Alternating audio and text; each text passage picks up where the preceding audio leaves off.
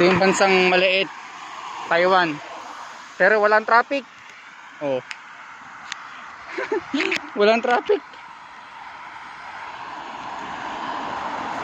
Paano nangyari yun, no? Maliit na bansa ang Taiwan pero walang traffic. Di gaya ng Pilipinas. Mas malaki nga yung Pilipinas pero traffic. Pakaraming ano yan, over ng ano, sasakyan. Dito rin marami ng mga sasakyan dito eh. Grabe oh. Eh ito yung pwede ko tumawid eh. Dito ako nakatira oh.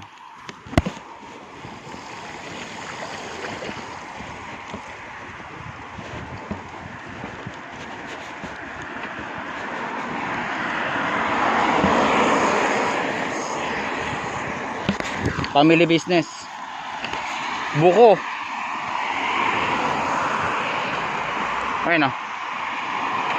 Malaking bahay na yan.